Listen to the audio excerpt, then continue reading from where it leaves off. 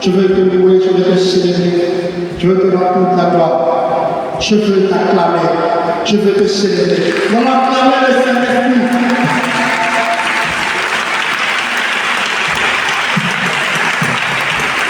Amen. Amen. Alors ce soir, nous sommes réunis dans le cadre de l'apothéose de notre Sénat. Nous avons vécu un cheminement à travers différents thèmes.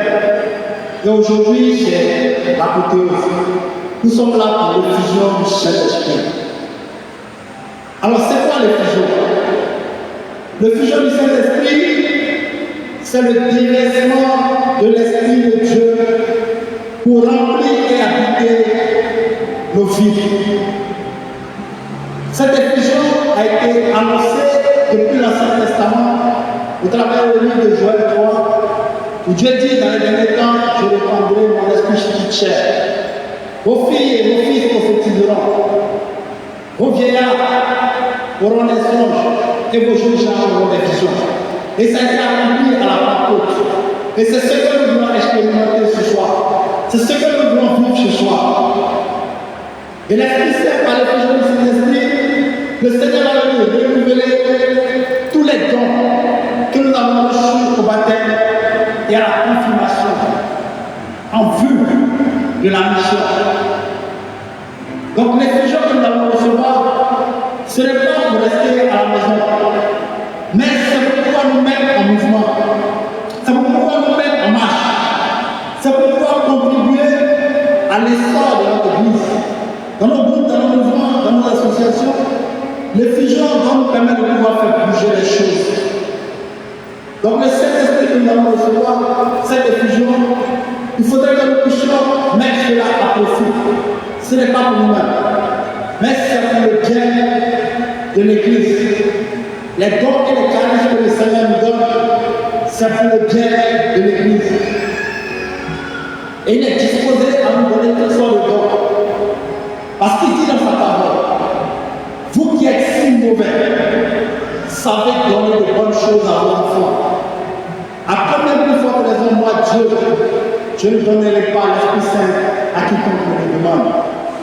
Ceci veut dire que chaque fois que nous allons demander au Seigneur de nous remplir, il est disposé à nous donner.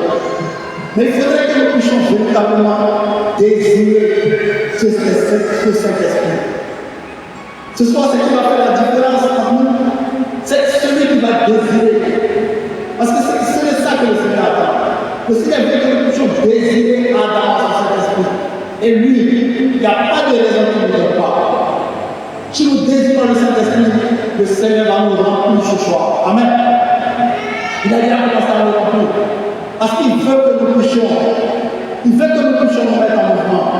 Il veut que nous aussi nous puissions contribuer à l'œuvre qu'il a appelé que les apôtres ont poursuivi. Parce que chacun d'entre nous également, le Seigneur veut nous envoyer en mission. Le Seigneur veut envoyer chacun d'entre nous en mission. Et cette année particulièrement, pour notre Sénat, le thème qu'il nous a donné, il dit la moisson est abondante, mais les ouvriers sont peu nombreux. Priez donc le maître de la moisson d'envoyer les ouvriers à sa moisson. Je vais demander de lire le test d'appui que le Seigneur nous a donné pour notre Sénat. Après cela, le Seigneur choisit 72 autres hommes et les envoya deux par deux devant lui dans toutes les villes et les endroits où lui-même devait se rendre. Il leur dit, la moisson à terre est grande, mais il y a peu d'ouvriers pour cela. Priez donc le propriétaire de la moisson d'envoyer davantage d'ouvriers pour la terre. En route, je vous envoie comme des agneaux au milieu de lui. Ne prenez ni bourse, ni sac, ni chaussures, ne vous arrêtez pas en chemin pour saluer quelqu'un. Parole du Seigneur notre Dieu. Nous rendons grâce à Dieu. Amen. Donc le Seigneur vient ce soir, dit au peuple de la tendresse cette année, il dit, la moisson est abondante, mais les ouvriers sont peu nombreux. Et le Seigneur nous regarde, il regarde son peuple, et puis il a compassion de nous. Il dit, la moisson est abondante, mais les ouvriers sont peu nombreux. Dans le livre de Matthieu, je l'ai bien expliqué. On dit Jésus, il parcourait les villes et les villages, il annonçait la bonne parole, il guérissait les malades. Puis il a vu une foule qui était abattue, qui était découragée.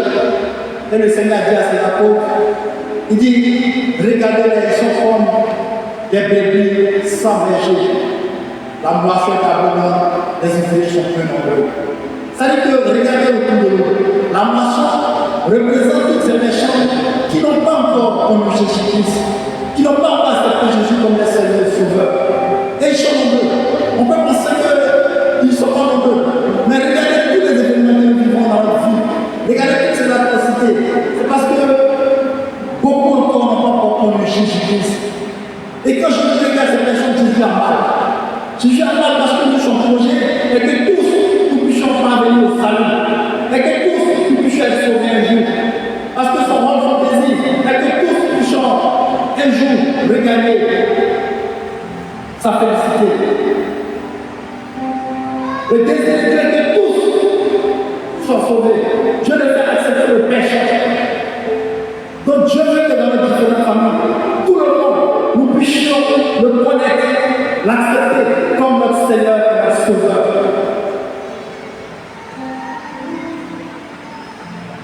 Et quand le temps de la passion arrive, on ne peut pas attendre, on ne peut pas différer.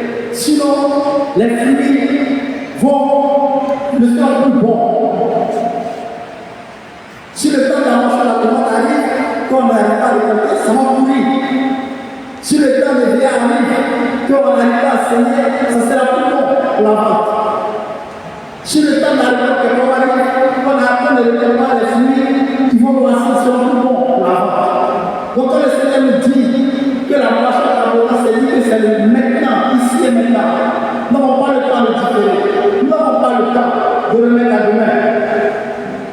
Et dans le livre de Jean 4, vous vous dites qu'il y a encore 4 mois jusqu'à la moisson. Mais je vous dis, levez les yeux et regardez les champs sont déjà blancs. Comme on dit que le Seigneur nous surprend toujours. Nous ne savons ni le jour ni l'heure.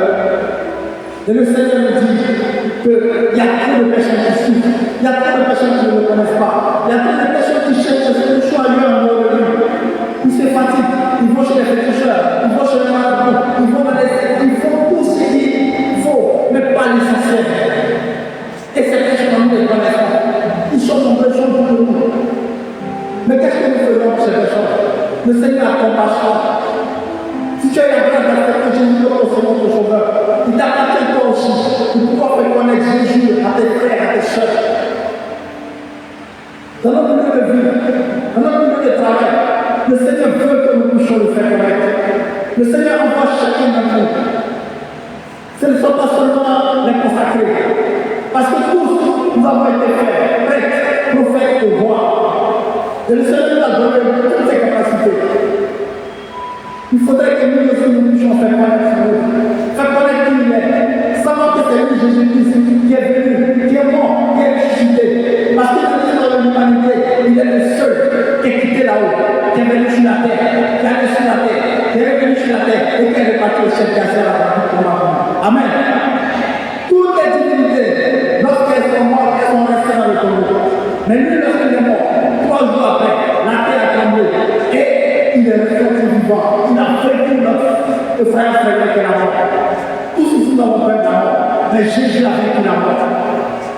Et tout ça, il a fait pour nous. Parce que nous étions destinés à la condamnation. Par le péché de la terre, tous nous étions voués à la condamnation. Mais Jésus-Christ est venu racheter ceux qu'il accepte comme son Seigneur et Sauveur. Donc ce monde, le prince de ce monde ici, c'est Satan qui est le prince de ce monde. Donc si tu n'es pas, tu es en train de Jésus, tu es en train de sa domination. Et tu vas faire les choses, tu es comme aveuglé. Tu fais les choses, tu penses que tu es dans le vrai, mais tu es dans le faux. Parce qu'il y a un seul chemin, c'est lui Jésus-Christ. Il est le chemin, la vérité et la vie. La Bible ne dit pas qu'il y a un chemin dans le monde. On dit qu'il est le chemin, c'est-à-dire qu'il est l'unique chemin, l'unique voie. C'est une chose de la vérité. On a commencé à dire qu'on a tous le même Dieu, on n'a pas tous le même Dieu. Notre Dieu, il est mort, il est comme il a l'air dans le tombeau, et il est vivant. C'est lui le véritable Dieu, c'est lui que nous adorons. C'est lui qui dit, je frappe à la porte de ton cœur. Si tu m'entends, si tu m'ouvres, j'entrerai, je souffrirai avec toi, je dînerai avec toi. Jésus veut faire de nous des disciples. Il fait que nous puissions continuer sur l'œuvre. Il fait que nous puissions continuer sur l'œuvre. Parce qu'il a marqué voir les personnes qui sont perdues dans nos familles, alors que nous sommes là. Nous avons la grâce de l'accepter. Que faisons-nous? Comment est-ce que dans notre milieu de vie, nous n'arrivons pas à impacter notre milieu de vie? Au travail, on n'arrive pas à faire la différence. À la maison, on n'arrive pas à faire la différence. Pourquoi? Nous avons une petite vie, nous avons une vie à l'église, nous avons une vie à la maison, nous avons une vie au travail. Alors que le jour de vent, nous avons été faits ambassadeurs de Christ. Et en tant qu'ambassadeurs, nous devons faire connaître Jésus-Christ partout où nous sommes. Et la meilleure manière de pouvoir le faire connaître, c'est par notre témoignage de vie. Fais ce que je dis, ne fais pas ce que je fais. Ça ne marche pas en matière d'évangélisation. Tu ne peux pas conduire la matrice, tu fais les choses, tu dis, tu prêches la parole, mais tu as une vie haute. Le Seigneur veut que nous puissions avoir une vie authentique. Nous devons être des modèles dans notre différents milieux de vie. Pour que dans notre vie, les gens se posent des questions de savoir, mais mon frère, je ne sais pas, tu es différent. Qu'est-ce que tu fais? Tu dis non. Mon frère, c'est Jésus-Christ qui fait ça. Amen. On n'a pas besoin d'en parler à l'esprit de vous. Je n'ai pas besoin de porter une croix. Je n'ai pas besoin de mettre le chapeau de poignet. Mais de par mon agir, mon manière de faire, les gens s'interrogent. Dans la société dans laquelle tu vis, tout le monde cherche à venir prendre conseil de toi. Pourquoi? Parce que tu es différent. Et les gens vont vouloir faire comme toi. Les gens vont chercher à marcher, à faire comme toi. Tu n'as même pas besoin de prêcher la parole. Mais il va chercher à savoir ce que tu fais. Qu'est-ce qui te rend comme ça? Moi, j'ai un ami qui m'a donné son témoignage, ça m'a marqué parce qu'il était marié à une femme qui était musulmane. Il dit qu'il n'a jamais prêché, il n'a jamais demandé à sa femme de devenir chrétienne. Et puis un jour, sa femme l'appelle pour lui dire, sa femme a appelé un de ses amis prêtres, elle lui a dit qu'elle est devenue chrétienne. Mais il ne faudrait pas qu'il en parle à sa maman. Elle a commencé à faire un suivi avec le prêtre. Jusqu'au baptême. C'est le jour du baptême où elle était formée que sa femme devait être baptisée. La question qu'il a posée, elle lui a dit, pourquoi tu fais ça? Elle lui a dit, j'aime ta manière de vivre, j'aime ta manière de faire. Et donc moi aussi je veux faire comme toi. C'est ce que nous devons faire dans notre différents milieux de vie. Nous devons donner envie. Nos personnages de maison, nous devons avoir envie de faire comme nous. Tu dois dire non, mon patron là, il est différent. Ma patronne, elle est différente. Elle n'est pas comme les autres. Elle a envie de faire comme toi parce que tu es un modèle pour elle. Mais si je te prêche la parole, mais tu vois ma vie ne te donne pas une vie, je ne pourrais pas impacter. Or, le Seigneur veut que nous puissions impacter. Le Seigneur veut que nous puissions amener des âmes. Tout le monde n'a pas le charisme de prêcher le charisme. Tout le monde n'a pas le charisme de prêcher la parole de Dieu. Mais tous autant que nous sommes, le Seigneur nous a donné des charismes et des dons. Il faudrait que nous puissions exceller. Il faudrait que nous puissions utiliser les dons et les charismes que le Seigneur nous a donnés pour pouvoir gagner les âmes. Il ne s'agit pas d'aller dire, mon frère, viens à Jésus. Si tu viens à Jésus, tu ne seras pas au chômage. Viens à Jésus. Si tu viens à Jésus, Jésus va te donner un travail. Viens à Jésus. Si tu viens à Jésus, Jésus va te donner un travail. C'est vrai que je ne dis pas ça, mais ça, c'est pas ça l'essentiel. On vient à Jésus parce qu'on veut d'abord être sauvé. C'est ça le but de nous. Le salut que le Seigneur nous donne. C'est Jésus seul qui est capable de donner. Parce que tous, comme je l'ai dit, nous sommes voués à la condamnation. Mais à tous ceux qui l'ont reçu, il lui a donné le pouvoir de devenir enfant de Dieu. Nous sommes tous des créatures de Dieu, nous ne sommes pas tous des enfants de Dieu. Vous devenez enfant de Dieu, il faut accepter Jésus comme Seigneur et Sauveur. Et si tu acceptes cette église, j'imagine que c'est parce que tu acceptes Jésus comme Seigneur et Sauveur. Mais Jésus nous envoie en mission. Il dit la moisson est abondante, mais les ouvriers sont peu nombreux. C'est-à-dire que nous avons encore du travail à faire. Nous avons encore des choses à faire. Et nous sommes tous capables. Parce que quand Jésus nous appelle, il nous donne les moyens. J'ai comme tu l'as dit que Jésus n'appelle pas les qualifiés, mais il qualifie ses appelés. Quand Jésus te confie une mission, tu donnes les armes pour accomplir cette mission. N'ayons pas peur de nous mettre au service de Jésus. N'ayons pas peur de nous mettre au service de Christ. Parce que c'est lui qui prend notre cause en main. Et c'est lui qui combat pour nous. Si nous nous faisons confiance, le Seigneur Jésus travaille pour nous. Il va nous préserver de tout.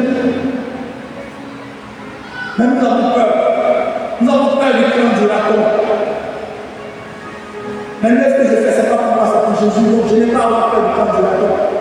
Nous avons plus peur de ce que les gens peuvent dire que de ce que Dieu va dire.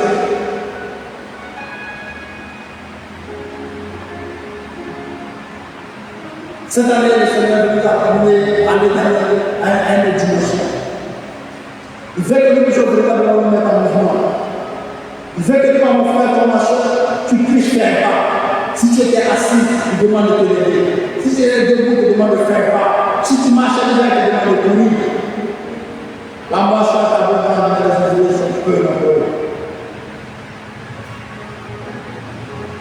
Le Seigneur interpelle chacun d'entre nous. Le Seigneur interpelle chacun d'entre nous. Il veut que nous aussi, nous puissions nous mettre à son service. Et cela est possible. Cela est possible. Mais pour pouvoir parler de lui, il faudrait le connaître. Comment on peut le connaître? Comment je peux parler de lui si je ne le connais pas? Comment je peux parler de quelqu'un que je ne connais pas? Alors que nous avons été fait ambassadeur de Christ. Le rôle d'un ambassadeur, c'est de pouvoir faire connaître ceux du pays qui le représentent. Nous, en tant qu'ambassadeurs de Christ, notre mission, c'est de pouvoir faire connaître Christ. Mais pour qu'il en soit ainsi, il faut que nous puissions assurer notre rôle. Pour que nous puissions accomplir notre mission, nous devons le connaître. Mais nous ne pouvons pas le connaître si nous ne mettons pas sa parole. Sa parole est esprit et vie. C'est notre boussole, c'est notre code, c'est la parole de Dieu qui est capable de nous permettre de pouvoir braver tout ce que nous avons passé sur notre chemin. Parce que nous, on a des enfants qui sont renversés sur notre chemin. Même Jésus, même dans sa mission, il a connu des enfants. La même dit que Jésus, après la ville des villages, il voulait aller dans le village des Samaritains. On lui a refusé l'accès au village.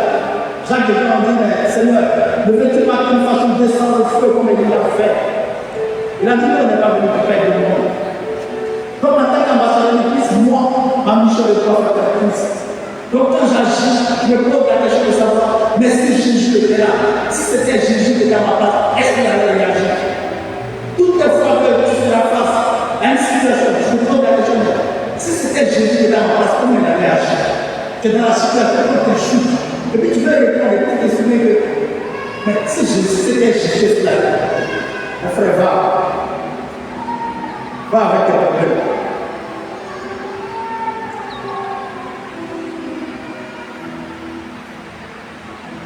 Ma frère, ma soeur, le Seigneur compte sur toi. Le Seigneur compte sur chacun d'entre nous. C'est vrai que l'une est indispensable, mais le Seigneur a remis à chacun d'entre nous un charisme des dons qu'il faut mettre à son service. Tu sais faire quelque chose. Chacun de nous a reçu forcément des talents. Mais que faisons-nous? Que faisons-nous de cela? Nous refusons de nous mettre au service. Et c'est nous qui sommes les premiers à pouvoir critiquer ce qu'ils font. C'est toujours le même. Il n'est pas tout à la fois. Mais viens mon frère, il y a de la place pour tout le monde. Il y a de la place pour tout le monde dans la maison du Seigneur. Seigneur a besoin de chacun de nous. Ce n'est pas seulement que nous besoin. Mais Seigneur veut chacun de nous. Il dit, il y a peu d'ouvriers. Il nous a dit, il y a peu, je ne sais pas, il y a peu de travailleurs. Mais il a utilisé le terme ouvrier. Pourquoi? Un ouvrier, c'est quelqu'un qui est disposé pour faire son travail. Et l'ouvrier se pose pas de questions. Il réfléchit pas beaucoup. Tu lui dis, voici ce que tu vas faire, et bien faire. Ce n'est pas lui qui va définir la stratégie. Ce n'est pas son rôle. Mais c'est quelqu'un que nous soyons les ouvriers. Il y a quelqu'un des ouvriers du Seigneur, nous devons écouter les instructions de notre maître. Le maître, c'est lui. C'est lui qui va nous donner les directives, ce qu'il convient de faire. Va ici, viens là, dis ici, tais-toi. C'est lui qui peut le faire. Ce n'est pas nous de dire, Seigneur, voici ce que je veux faire. Non, mais nous devons nous mettre à chaud le coup. Cela suppose que nous puissions, ça va distinguer sa voix. Nous devons connaître notre maître. C'est-à-dire que le Seigneur ne parle pas, le Seigneur parle à chacun d'entre nous. Il nous parle tous les jours. Il parle. Mais souvent, on a peur, on a honte du résultat. C'est ce que le Seigneur dit de faire. Si le fait que ça va pas, c'est mon fait du donc je me dis. Mais si je fais, vous savez, m'a dit de faire quelque chose que je fais que ça va pas marcher, la nous ça va pas, amen. Donc notre orgueil constitue souvent un blocage. Ça nous bloque souvent dans notre relation. Le Seigneur nous dit de se confie les choses, on a peur d'aller. Il te dit, quand même, tu as dit 10 minutes, pas une, et puis tu es là, tu veux lui dire, ça y est là, mais tu tournes, parce que tu as peur de ce qui va t'arriver. Une fois, j'étais avec un groupe d'amis et puis on se présentait, c'était des chrétiens de différentes confessions, et puis on se présentait. Il y avait des DG, et puis parmi eux, il y a un qui a pris la parole qui dit, mais je connais beaucoup de personnes, toutes ces personnes, on a travaillé ensemble. Mais personne ne m'a parlé de Jésus. Je me suis perdu pendant longtemps. Personne, comme mes enfants, personne ne m'a osé me parler de Jésus. Ils étaient là. Et moi-même, je ne me rappelle pas la fin. On avait une amie dans notre groupe. Et puis, quand elle s'est convertie, elle est devenue évangélique. Elle est venue la personne pour prêcher la parole. Et puis, je lui ai dit, tu connais Jésus? Il dit, oui, je connais Jésus. Il dit, ah, tu connais Jésus? Pourquoi tu ne m'as jamais parlé?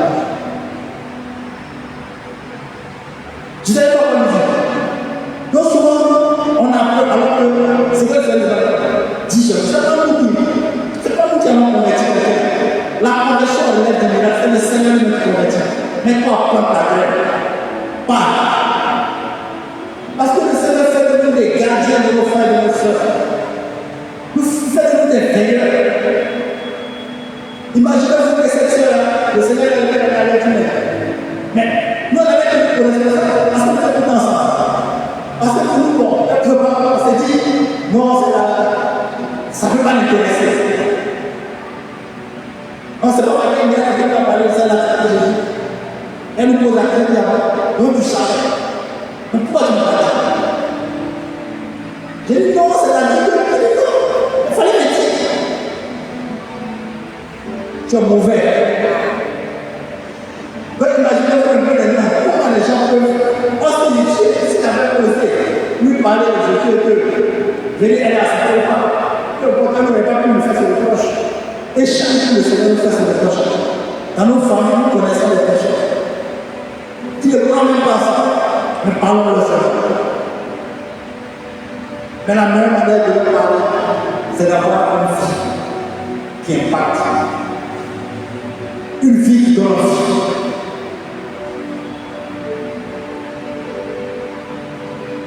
Et même au travail, il faudrait qu'on puisse. Parce que quand on a Jésus comme Seigneur, il y a quelque chose qui est différent. Nous sommes dans le monde, il y a quelque chose qui est différent. C'est vrai, on va se faire des ennemis, on va se tuer. Tout le monde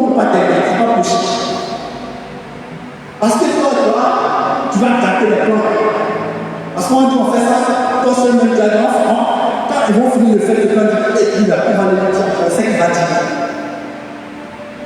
Donc, eux-mêmes disent qu'il y a des choses qu'on va pas mettre de plus.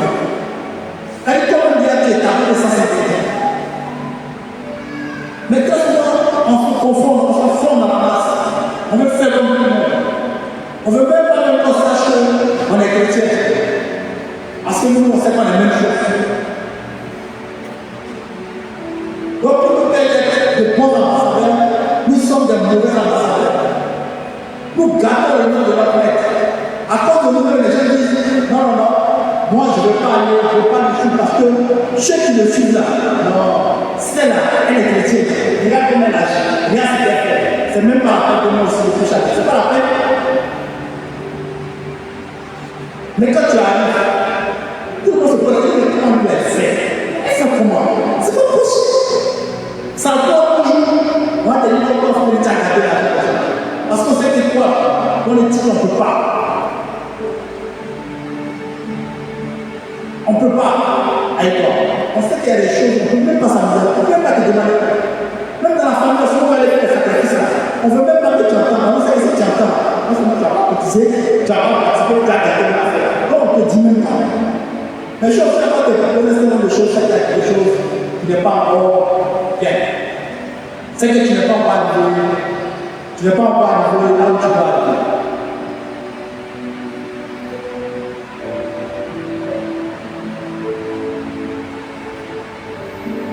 La Bible dit que le monde attend on a dans les yeux la révélation des fils de Dieu.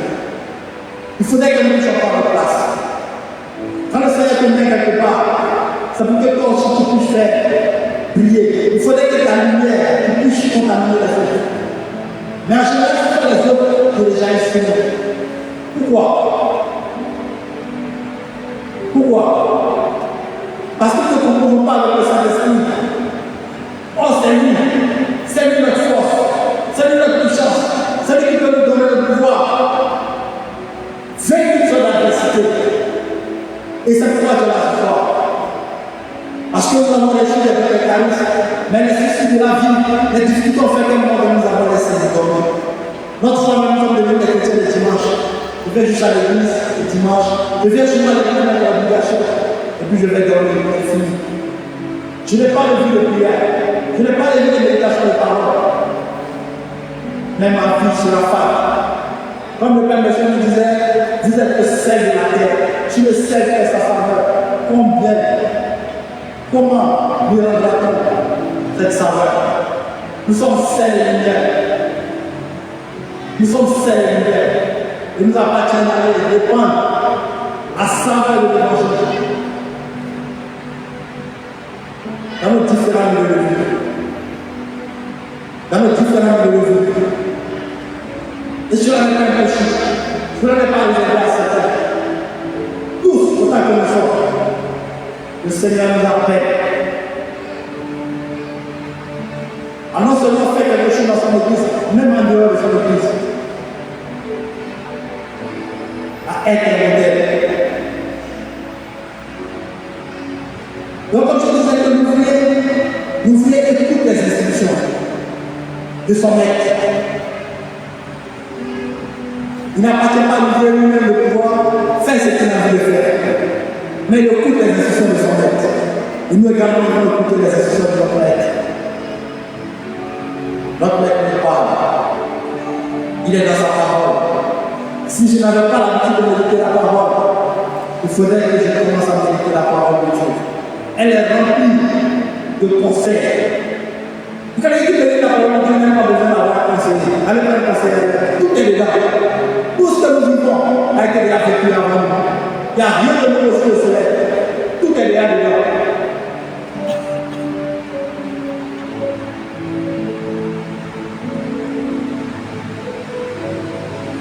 Le Seigneur veut que nous puissions aller à la pensée avec lui.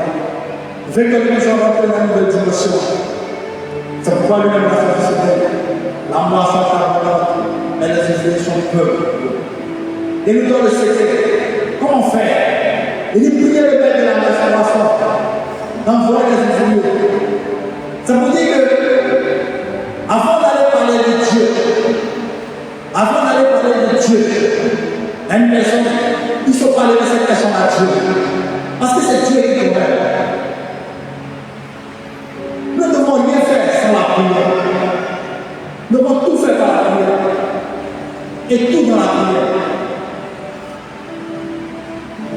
La prière est une âme. La prière est une âme. Ça nous permet de dialoguer avec le Seigneur.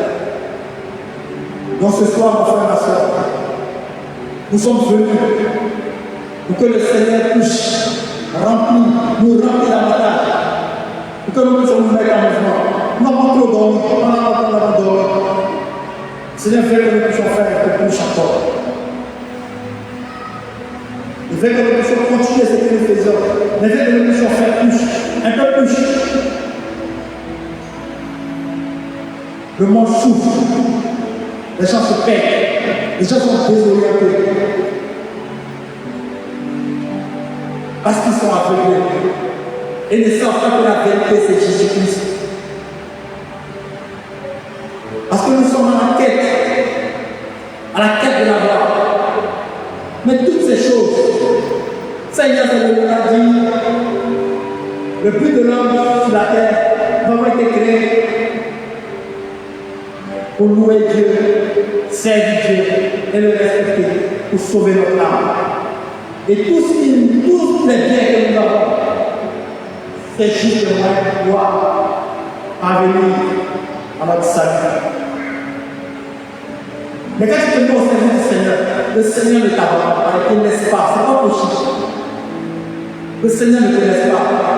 Si le Seigneur prend ta cause en main, comme mon frère, ma soeur, tu appelles parce que tu dis non, il y aura des attaques. Ces attaques-là ne pourront pas te tuer. C'est pas possible. Et quand on va aller vers nos frères et sœurs pour leur parler de Jésus, je dirais dire que dans ce monde-là, nous avons tous été livrés. Mais il y a un homme qui est venu, qui a poursuivi nos péchés, qui a poursuivi nos infinités, qui les a cloués à la croix, qui s'est fait pécher chez nous, qui est mort pour nous. Et il nous donne, c'est lui seul qui est juste, c'est lui seul qui est capable de casser la voie de Père. Lorsque nous allons demander, c'est lui qui va combattre nous. C'est lui, il est le seul avocat au ciel, il n'y a pas deux, c'est lui seul. C'est lui seul qui a la capacité de pouvoir plaider pour les gens. Mais pour qu'il puisse plaider pour toi, il faudrait que tu sois son client. Cela suppose qu'il faudrait que tu l'aies accepté sur la terre. Tu vois ce que tu n'as pas accepté que ton nom fait le nombre de messe qu'on veut. Mais ça va bien changer. Il faudrait que tu l'aies accepté comme professionnel, comme professionnel. Alors, tu feras partie des personnes qui pourront plaider toi. Nous savons que le jour nous l'heure. Quand le Seigneur parle de mensonge, cela veut dire qu'il y a urgence. Il y a urgence. On a l'impression que on se pose la question, on regarde ce qui se passe dans le monde, on a l'impression que la forme ne va pas disparaître. Mais non, ne nous laissons pas décourager. Par contre, nous voir, nous avons choisi la bonne part. Nous avons choisi la meilleure part.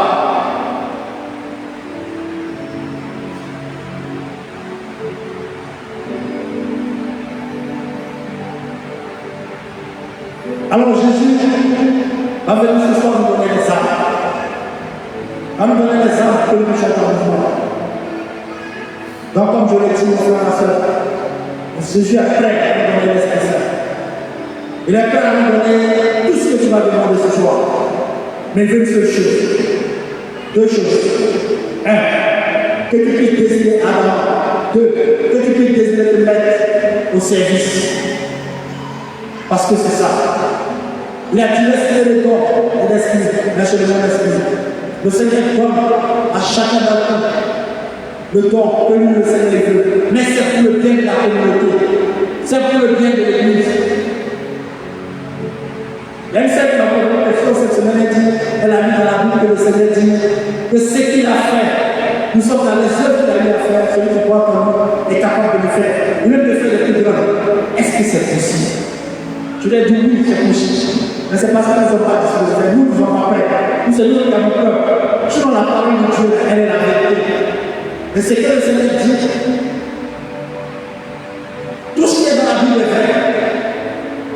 Lorsque le Seigneur dit que nous sommes capables de faire ce qu'il a fait, c'est que nous pouvons le faire. Ce n'est pas quelque chose d'impossible. Nous pouvons le faire. Parce que le Seigneur fait sur sa parole. Pour qu'elle puisse s'accomplir.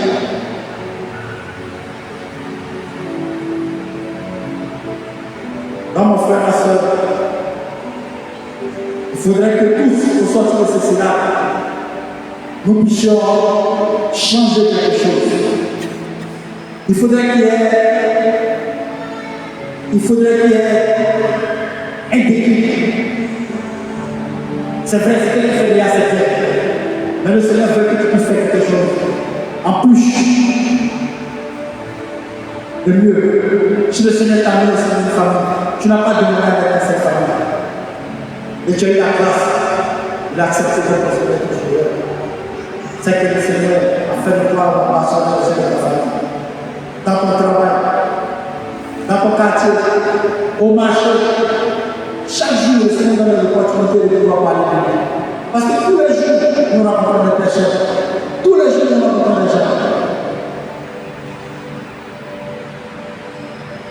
Et toute occasion est bienvenue par l'Église. Toute situation est la bienvenue pour faire connaître le Seigneur Jésus-Christ. Mais il faut que nous puissions respecter encore porter du fruit. Il dit, je suis le serveur de Sama. Tant que le Sama peut m'apporter ce qui porte du fruit, mais chez nous, nous cachons de lui. Si nous demandons de lui, c'est clair que notre vie ne pourra pas impacter, ne pourra pas porter le fruit que tu veux. Donc ce soir, si tu es venu, c'est parce que le Seigneur a décidé de faire quelque chose de nouveau avec toi. Le Seigneur a décidé de marcher avec toi. Le Seigneur va te remplir son Saint-Esprit pour que tu puisses véritablement te mettre à son service.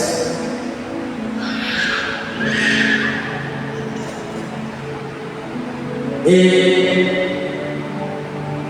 le Seigneur, nous devons apprendre à lui faire confiance. Parce que l'Église viendra se mettre à toi. Dès qu'on va sortir, c'est là tout chaud. Mais la semaine, une semaine va suffire pour que nous puissions nous laisser refroidir. Ne nous laissons pas refroidir. Ne nous laissons pas distraire. C'est pourquoi je nous exhorte. Les hommes et les femmes qui méritent la parole de Dieu. Comme il a dit à Jésus, médite ce livre jour et nuit. Alors, tu réussiras tout ce que tu entreprendras. Oui, il y a un secret dans la parole de Dieu. Chrétien catholique que nous sommes, notre faiblesse, c'est ça. Nous n'avons pas le temps de lire la parole de Dieu. Nous n'avons pas le temps de lire la Bible. Alors que c'est bien que nous touchons nos ressources. C'est ça notre sort.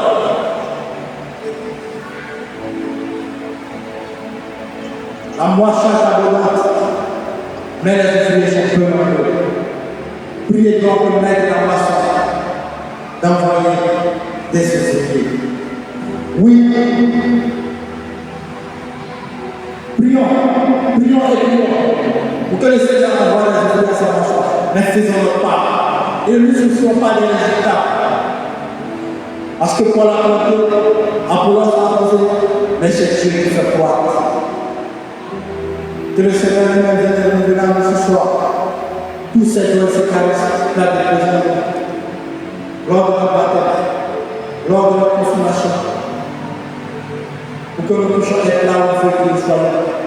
Pour ne pas combler les jours où nous puissions dire, et puis nous dire non, je ne te connais pas, ou je ne t'ai jamais connu. Il faudrait que nous puissions savoir ce que le Seigneur a de chacun de nous.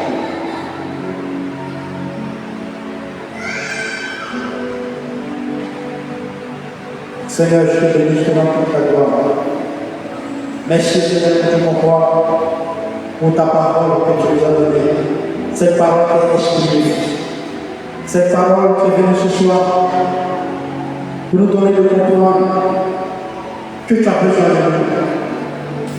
Que tu n'as pas que nous sommes capables, mais que tu es capable de nous donner toutes les capacités de voir ta parole. Va nous mettre en mission.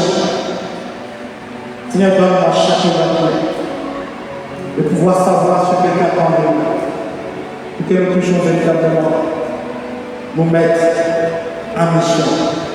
Pour que nous aussi, nous puissions contribuer à l'avancée de ton œuvre, à l'avancée de ton Église, pour la gloire de ton nom. Merci Seigneur.